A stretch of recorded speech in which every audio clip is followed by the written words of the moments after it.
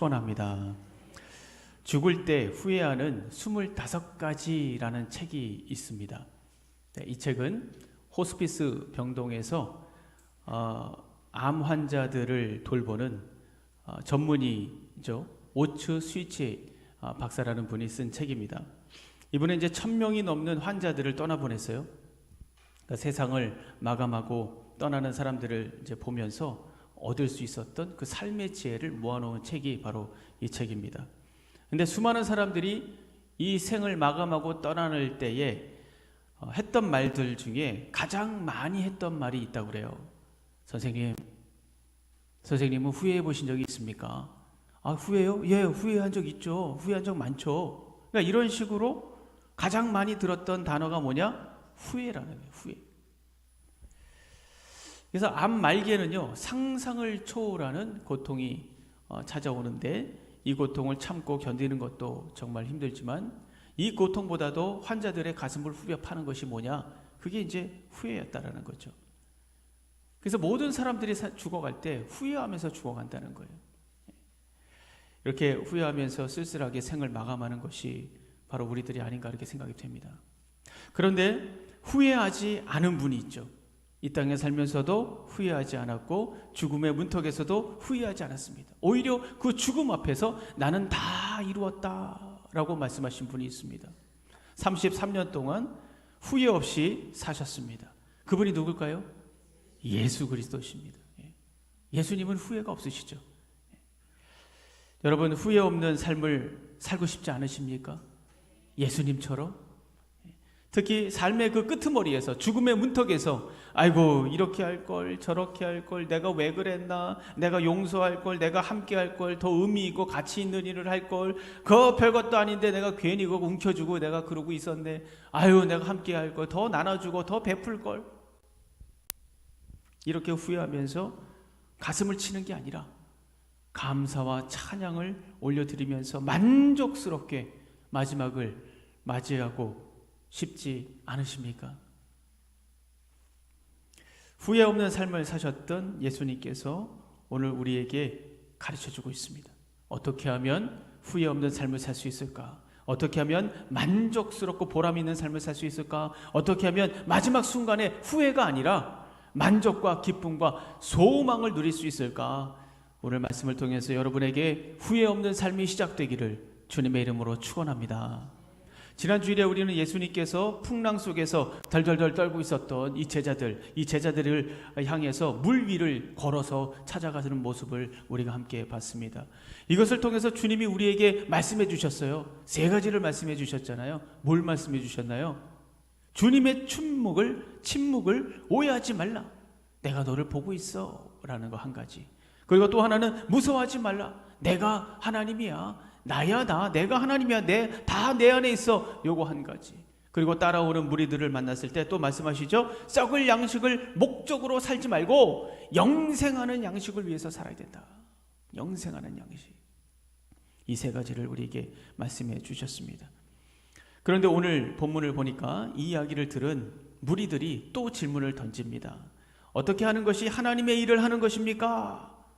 그때 예수님 말씀하시죠. 하나님께서 보내신 자를 믿는 것이다. 너희들이 제일 먼저 할 일은 하나님께서 보내신 자를 믿어야 된다. 이 말씀을 하셨어요. 그러니까 또 무리들이 질문을 던집니다. 그 질문이 오늘 30절, 31절이에요. 그거 한번 보십시오. 이렇게 질문합니다. 그들이 묻되 그러면 우리가 보고 당신을 믿도록 행하시는 표적이 무엇이니까? 하시는 일이 무엇이니까? 기록된 바 하늘에서 그들에게 떡을 주어 먹게 하였다 함과 같이 우리 조상들은 광야에서 만나를 먹었나이다. 이게 무슨 질문입니까? 당신이 누군지 그 증거를 보여달라는 거예요. 그러면 내가 알아보고 우리 삶을 걸겠다. 모세는 광야에서 우리 조상들에게 빵을 먹게 했는데 당신도 한번 증명해봐라. 이 얘기입니다. 한마디로 기적을 한 번 더 보여달라는 거예요. 이 사람들이 맛을 봤잖아요. 기적 한 번 더 보여달라는 거예요. 여러분, 우리도 이런 생각을 할 때가 많지 않습니까?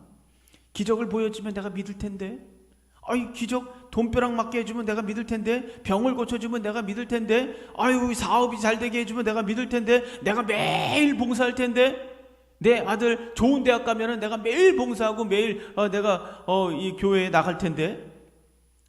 그래서 저는 어렸을 때 그런 생각을 자주 했어요. 야, 참 하나님은 이상하다.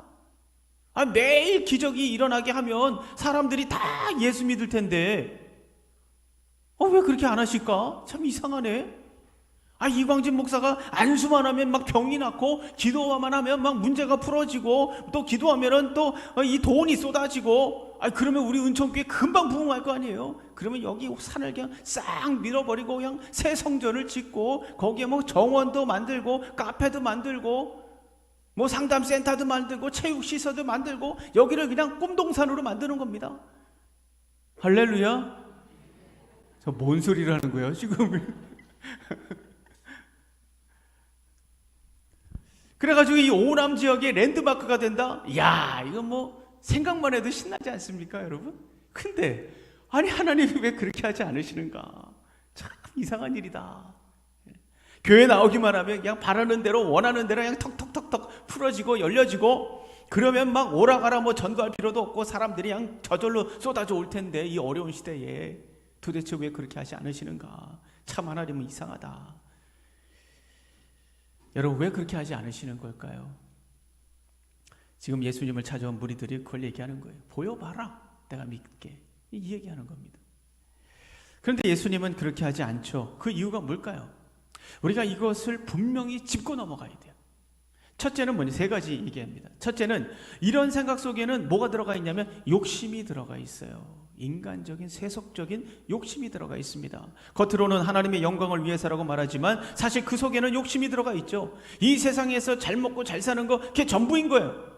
그러니까 예수님은 이 세상에서 잘 먹고 잘 사는 게 전부가 아니야. 이 세상에는 끝이 있다. 그리고 심판이 있어. 그리고 영원한 세계가 따로 있어. 이것을 말씀해 주시기 위해서 이 땅에 오신 분인데, 어떻게 이 세상이 전부인 것처럼 살아가는 사람들, 그 사람들의 야망과 욕심과 정욕, 이거를 채워주는 일을 할 수 있겠습니까? 그렇게 안 하죠.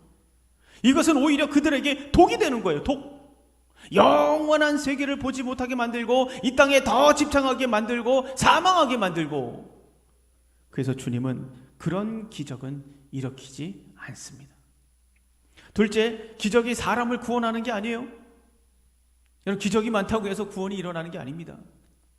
기적이 사람을 구원할 수 있다면 우리 하나님께서 맨날 기적을 일으켰을 겁니다. 그러나 기적이 사람을 구원하는 것이 아닙니다. 내가 예수를 믿었더니, 기도했더니 기적이 일어나가지고 병을 고쳤다, 뭐 기도했더니 대박이 났다, 묶였던 땅이 풀어졌다, 뭐 망했던 내 사업이 다시 일어난다, 이런 기적도 있을 수 있습니다.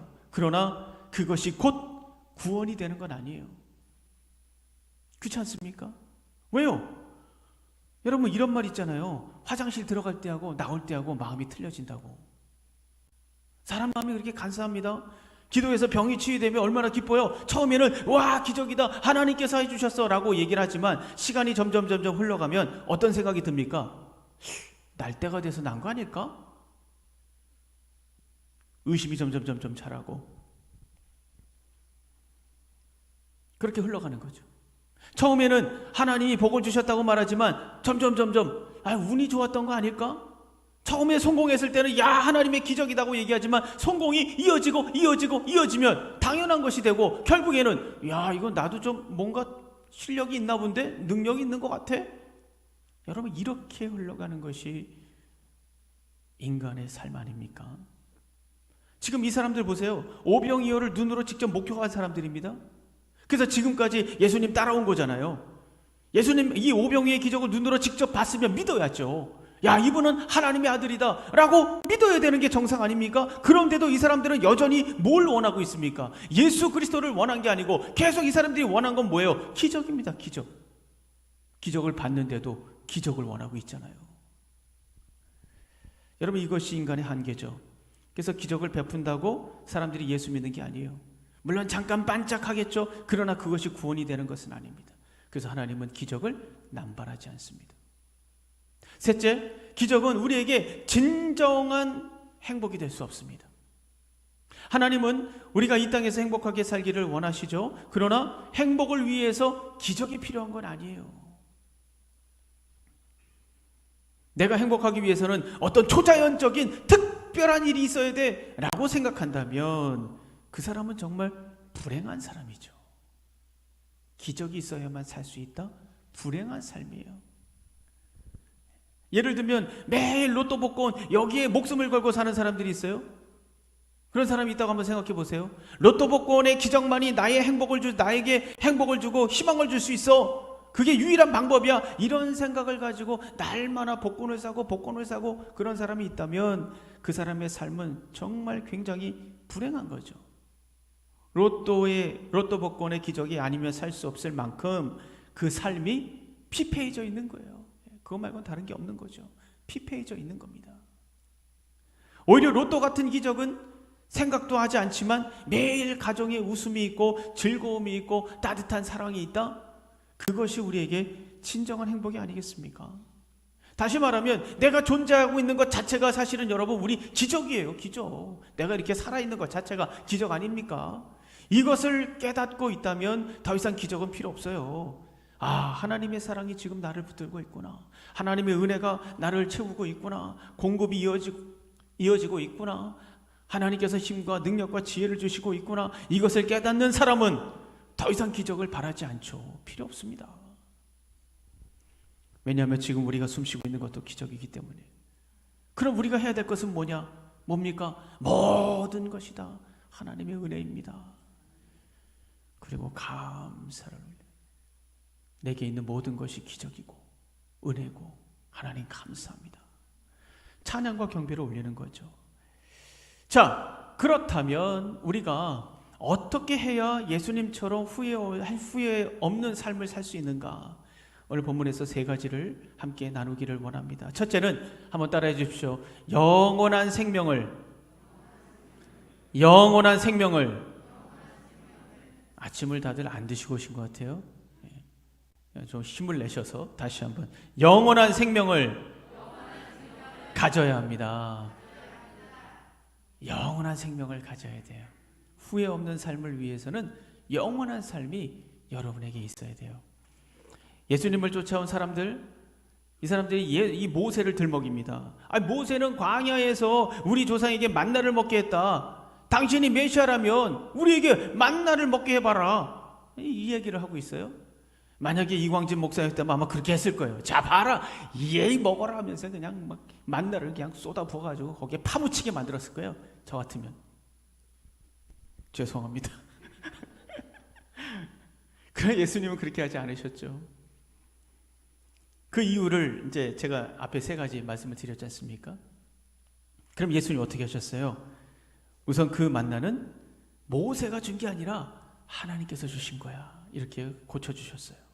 그리고 이렇게 얘기하십니다. 32절 예수께서 이르시되 내가 진실로 진실로 너희에게 이르노니 모세가 너희에게 하늘로부터 떡을 준 것이 아니라 내 아버지께서 너희에게 하늘로부터 참 떡을 주시나니 라고 이야기하고 있습니다. 두 가지가 들어가 있죠.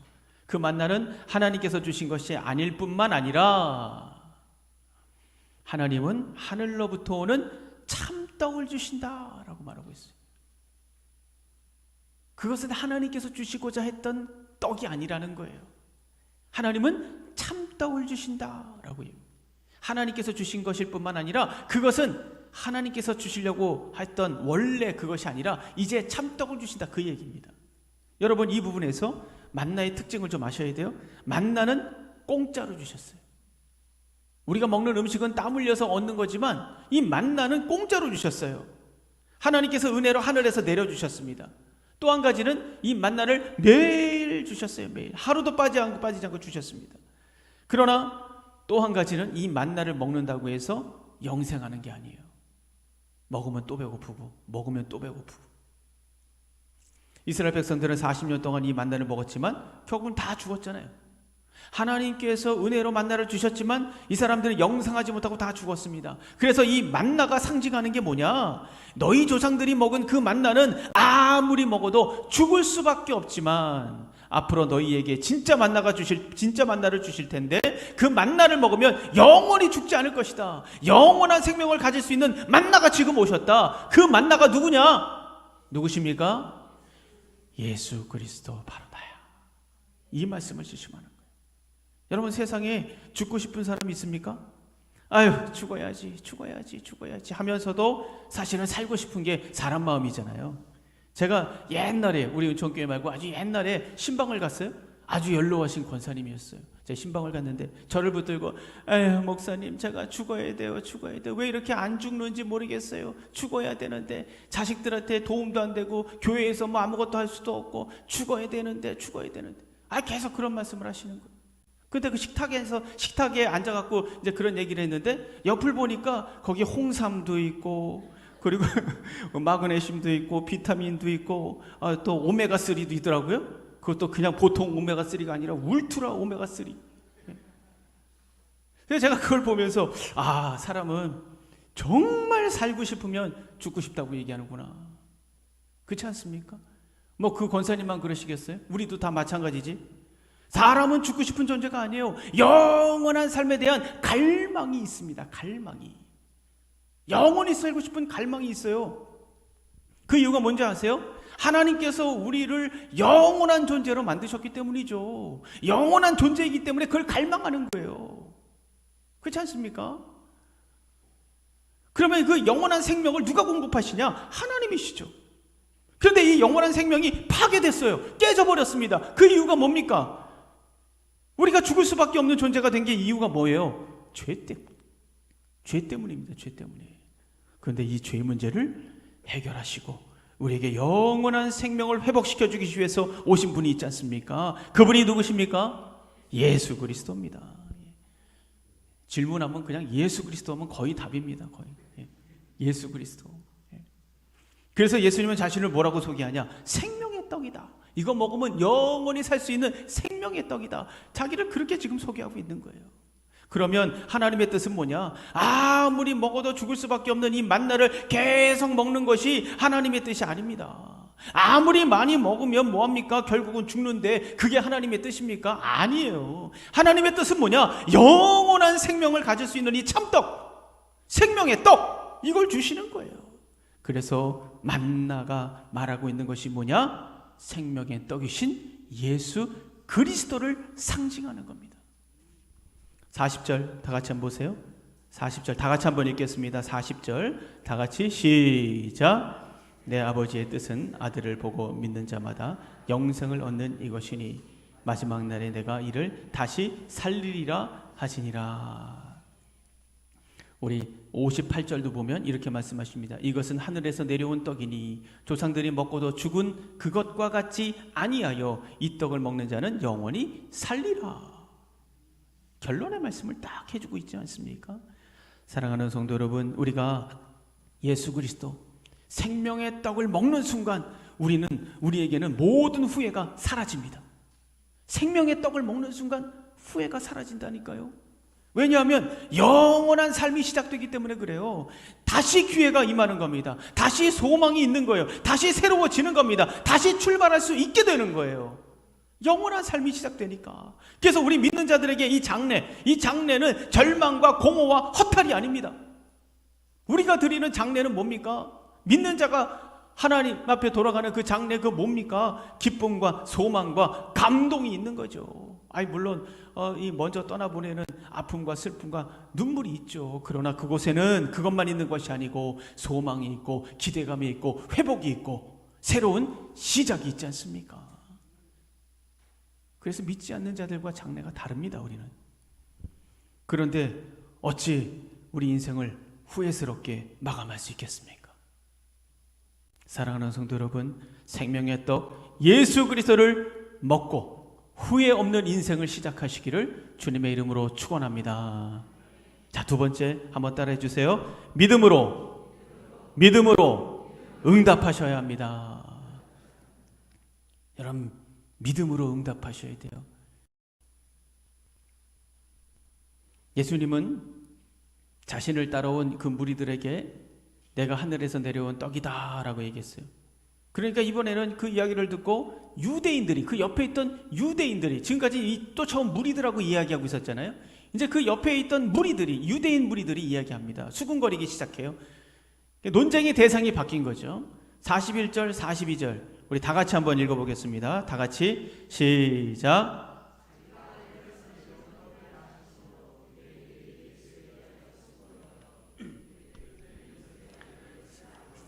그 부모를 우리가 아는데 자기가 지금 어찌하여 하늘에서 내려왔다 하느냐. 지금 여기는요 가버나움이에요. 가버나움은 예수님의 고향 나사렛, 여기서 굉장히 가깝습니다. 그러니까 회당이 가버나움에 있었기 때문에 분명히 이 예수님의 가족들이 자주 왔다 갔다 했을 거예요. 회당이 가버나움에 있으니까, 또 가까우니까 자주 왔다 갔다 했을 겁니다. 동생들도, 그 예수님의 동생들도 이 성경을 보면 가버나움에서 살고 있었어요. 그래서 거기 유대인들은 예수님이 어렸을 때를 본 거예요. 그리고 예수님의 부모님도 아는 겁니다. 그러니까 이 사람들은 예수의 뿌리를 내가 알아. 내가 얘가 태어날 때도 있었고 내가 어릴 때도 다 있었는데 뭐라고? 하늘에서 내려왔다고? 하늘에서 내려온 떡이라고? 이게 이해가 안 되는 거예요. 신적인 존재라고 말씀을 하시니까 도저히 받아들일 수가 없는 거예요. 그러니까 예수님을 따르던 무리들은 자신의 욕심, 이것 때문에 예수님을 받아들이지 못했고, 지금 말하고 있는 이 유대인들은 자신들의 이 선입견, 이것 때문에 예수님을 믿지 못하고 있는 겁니다. 여러분, 사람들이 가지고 있었던 이 얄팍한 지식과 정보만 가지고 예수에 대해서 판단하고 수군거리고 미루어 짐작해버린 거예요. 그리고 믿지 않았습니다. 여러분, 우리 신앙 수준이 수군거리는 수준이 돼서는 안 돼요. 여기서 수군거리다라는 말은 헬라어로 에공기조라는 단어를 썼어요. 에공기조라는 단어는 무슨 말이냐면 불신앙과 불순종의 근거에서 불평하는 거예요. 투덜거리는 겁니다. 믿지 않고 불순종하고 따르지 않고 그런 어떤 마음에서 투덜거리고 불평하는 이런 개념의 단어예요. 그러니까 이스라엘 사람들이 이 단어를 딱 보면 생각나는 것이 이스라엘 사람들 광야에서 어떻게 살았습니까? 그게 딱 떠오르는 거예요. 그래서 이 이스라엘 사람들이 애굽을 탈출하고 광야 생활을 할 때 여러분 어떤 기대를 가지고 있었어요? 야, 이제 우리는 자유다. 가나안 땅에 가면 이제 잘 먹고 잘 살고 내가 하고 싶은 거 다 할 수 있고, 그 땅은 젖과 꿀이 흐르니까 거기 가기만 하면 부유하게 살 수 있고 모든 형편이 나아지고 갖고 싶은 거 하고 싶은 거 다 하면서 즐기면서 살 수 있어. 그들 마음속에 세속적인 어떤 기대와 꿈, 이게 잔뜩 있었습니다. 그러나 하나님께서 원하셨던 건 뭐예요? 하나님께서 원하셨던 건 뭡니까? 그냥 가나안 땅에 가서 잘 먹고 잘 살아라, 이게 하나님께서 가지고 계신 계획이었습니까? 아니죠. 아닙니다. 하나님의 목적은 뭐냐? 가나안 땅 그 자체가 아니라 그 이상이에요. 뭡니까? 그 땅을 통해서 인류를 구원하시고 참 자유와 구원을 성취하는 것이 하나님의 최종 목적이지 않습니까? 자, 이것이 부딪힌 거예요. 이스라엘 사람들의 그 욕심, 세속적인 어떤 그런 욕망들, 이것과 하나님의 목적, 이것과 부딪힌 거죠. 그래서 어떻게 합니까? 불평합니다. 반역합니다. 튕겨져 나갑니다. 그래서 40년을 그냥 삥삥삥삥 돌면서 훈련받은 거 아니에요. 여러분, 신앙생활하면서 어떤 기대를 가지고 계십니까?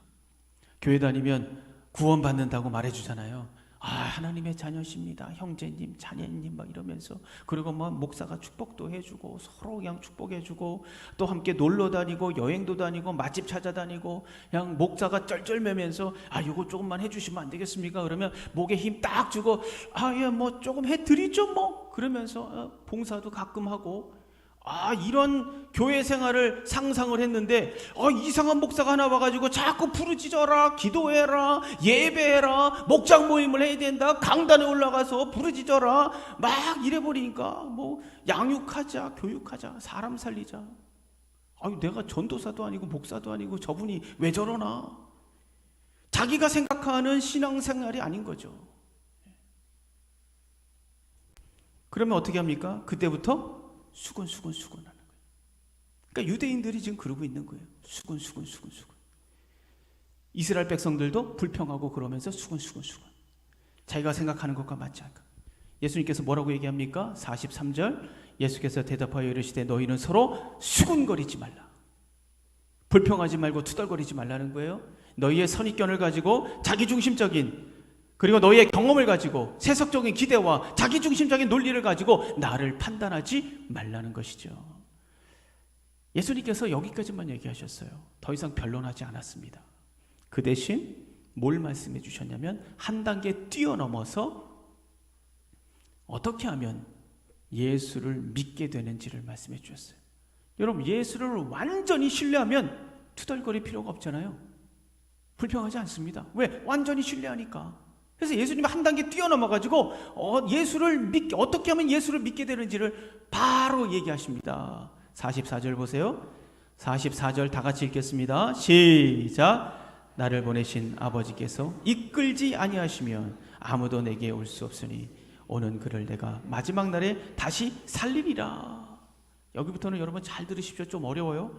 여러분, 구원은 전적인 하나님의 은혜입니다. 믿으십니까? 믿으십니까? 하나님께서 은혜를 주시면 우리는 거부할 수 없어요. 그러니까 하나님께서 이끌지 아니하시면 아무도 하나님께 나갈 수 없다. 그러나 하나님께서 이끄신다면 한 명도 빠짐없이 구원하신다는 거예요. 그러니까 하나님께서 이끄는 사람은 한 명도 빠짐없이 다 구원하신다는 거예요. 이것을 신학적인 용어로 뭐라고 얘기하냐면 불가항력적인 은혜다라고 얘기합니다. 하나님의 은혜를 거부할 수 없다라는 거예요. 그게 불가항력적 은혜라고 합니다. 하나님의 부르심을 느끼시는 분들이 있을 거예요. 여기 자리에도 하나님의 부르심을 느끼는 분들이 있을 겁니다. 망설이지 마세요. 머뭇거리시면 안 돼요. 빨리 돌아오시기 바랍니다. 하나님은 한번 구원하기로 작정하시면 결코 포기하잖아요. 매를 때려서라도 구원을 시키십니다. 그 하나님이에요. 그게 불가항력적인 은혜입니다. 지금도 하나님은 계속해서 부르고 계세요. 그리고 두 번째 중요한 건 뭐냐면요, 우리가 부르심을 받고 내가 구원을 요청해야 됩니다. 하나님의 손을 내가 잡아야 돼요. 하나님께서 내민 손을 내가 잡아야 돼요. 구원을 요청해야 됩니다. 다시 말하면 믿음으로 반응하셔야 돼요. 믿음으로. 요한복음 10장 3절에 이렇게 말씀하시잖아요. 문지기는 그를 위하여 문을 열고 양은 그의 음성을 듣나니 라고 말합니다. 양은 자기 주인의 음성을 듣습니다. 다른 사람이 암만 소리 질러봐야 오지 않아요. 근데 이 농부가 소리 지르니까 막 오더라고요. 유튜브에 한번 쳐보세요. 거기 보니까요, 야, 신기하더라고요. 테스트를 했어요. 농부가 소리 지르니까 양들이 매 하면서 막 몰려들더라고요. 하나님이 부르실 때 우리의 내면 깊은 곳에서부터 듣는다는 거예요. 누가? 하나님의 사람들은 들린다는 거죠. 그 소리를 듣고 우리가 믿음으로 반응해야 된다는 거예요. 그런데 여러분, 그렇게 한다고 해서 구원이 되는 게 아닙니다. 또 한 가지가 있어요. 그러니까 하나님의 부르심과 우리의 믿음의 반응, 이 두 가지가 있어야 되는데 그 중간에 또 한 가지가 있어야 됩니다. 뭐가 있어야 될까요? 다시요. 하나님의 부르심과 우리의 믿음의 반응, 그 중간에 뭐가 있어야 될까요?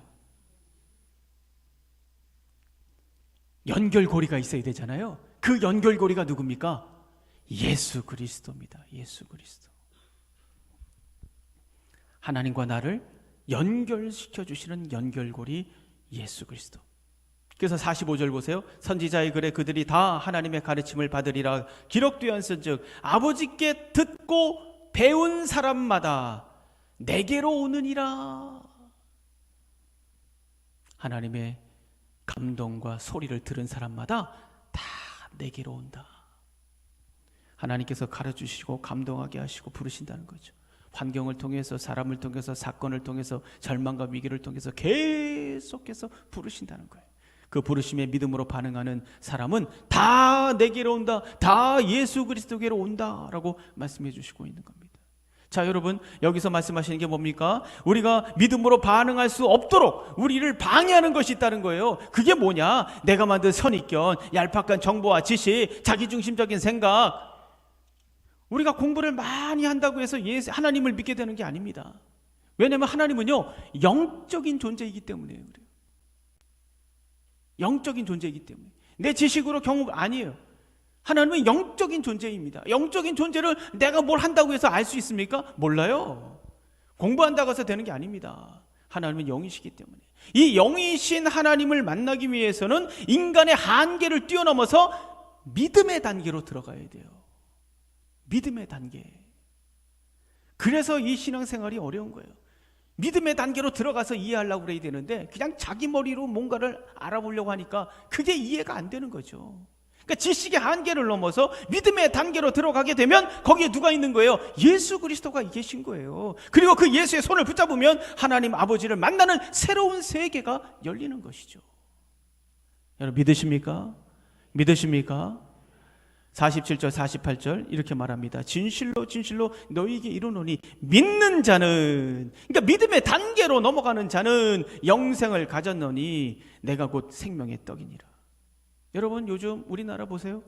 우리나라 문화, 음식, 방산, 기술, 전자제품, 생활용품, 등등등등 수많은 것이 세계를 휩쓸고 있어요. 그렇지 않습니까? 이 우리나라가 이게 웬일인지. 야, 우리가 이렇게 대단한 민족이었는가? 자부심이 요즘 느껴지지 않습니까? 전쟁으로 잿더미가 된 나라가 70년, 60년 만에 이 짧은 시간에 이렇게 경제 대국이 되고 선진국이 된 나라는 이 지구상에 대한민국밖에 없어요. 대단하지 않습니까? 어떻게 이렇게 될 수 있었을까? 우리도 잘 살 수 있다. 우리도 잘 살 수 있어. 이런 민족 특유의 근성 때문이죠. 그러니까 지금은 거짓골을 하고 있지만 믿음의 단계로 나아가서 할 수 있어. 잘 살 수 있어. 최고가 될 수 있어. 문화 강국이 될 수 있어. 지금은 거짓골을 하고 있는데 믿음의 단계로 나아가서 보지 않는 것을 보면서 할 수 있다라고 하는 이런 민족적인 근성, 여러분 이것이 우리에게 있지 않았습니까? 그리고 그 믿고 자기를 던진 거죠. 자, 여러분, 세상 사람들이 나름대로 믿음을 가지고 달려가도 이렇게 놀라운 역사를 만드는데 우리가 살아계시는 하나님을 향해, 주님을 향해 믿음으로 나간다면 우리가 영생의 축복을 누리는 것은 당연한 거 아니겠습니까? 그 영생의 축복을 누릴 뿐만 아니라 이 땅에서 나를 뛰어넘는 위대한 일들을 경험하게 되는 거예요. 우리 은천교회가 자기를 뛰어넘어 믿음으로 반응하는 교회가 되기를 주님의 이름으로 축원합니다. 자기 머리로 반응하고 자기 습관으로 자기가 하고 싶은 대로 반응하는 게 아니라 믿음으로 할 수 있다. 하나님이 주신다. 우리가 이룰 수 있다. 그래서 믿음으로 새로운 일을 창조해 나가는 창조적인 교회, 창조적인 성도가 되기를 주님의 이름으로 축원합니다. 자, 마지막입니다. 마지막은 짧게 보겠습니다. 예수님의 피와 살을 먹어야 돼요. 예수의 피와 살을 먹는 거예요. 여러분, 예수님께서 자신이 떡이고 자신이 떡이다, 자신을 먹어야 한다라고 말하니까 사람들이 수군거렸어요. 아니, 어떻게 자기 살을 먹으라는 거야? 그 소리를 듣고 예수님이 또 말씀하십니다. 53절부터 55절, 여러분 눈으로 한번 보세요. 53절부터 55절 제가 읽겠습니다. 예수께서 이르시되 내가 진실로 진실로 너희에게 이르노니 인자의 살을 먹지 아니하고 인자의 피를 마시지 아니하면 너희 속에 생명이 없느니라. 내 살을 먹고 내 피를 마시는 자는 영생을 가졌고 마지막 날에 내가 그를 다시 살리리니 내 살은 참된 양식이요 내 피는 참된 음료로다 라고 말씀하셨습니다.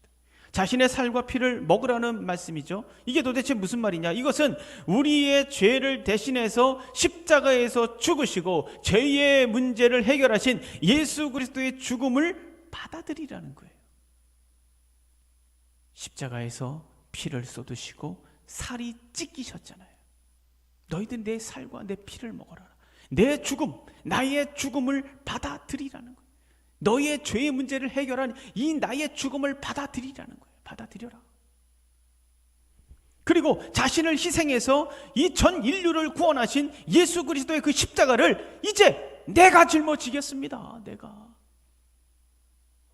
나도 그 피와 그 살, 거기에 나도 동참하겠습니다. 그 십자가에 동참하겠습니다. 이걸 얘기하는 거예요. 이제 내가 사는 것이 아니라 내 안에 그리스도께서 사십니다. 나의 욕망과 나의 의와 세속적인 즐거움이 아니라 나를 부정하는 삶을 살겠습니다. 나를 부인하는 삶을 살겠습니다. 이것을 다짐하는 것이 피와 살을 먹는 것입니다.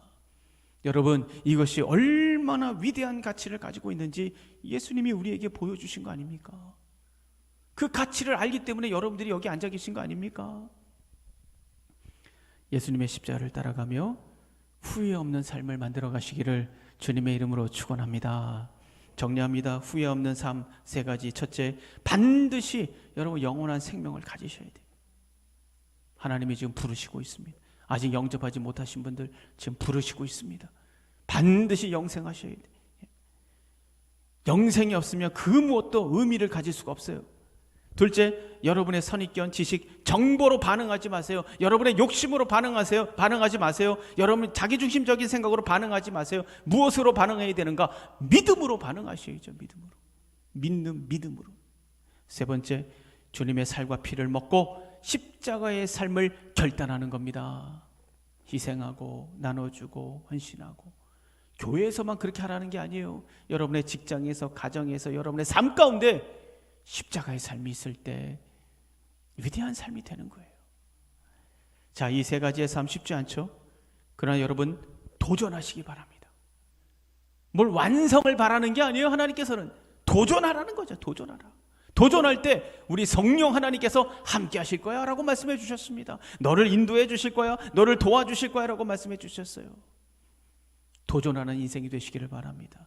그래서 많은 열매로 하나님께 영광을 돌리며 하늘의 부르심을 받는 그날까지, 그날 다 이루었다라고 말씀하신 이 예수님처럼 기쁨과 감사로 이 땅의 삶을 마감하고 영광의 삶을 시작하는 저와 여러분이 되기를 주님의 이름으로 축원합니다.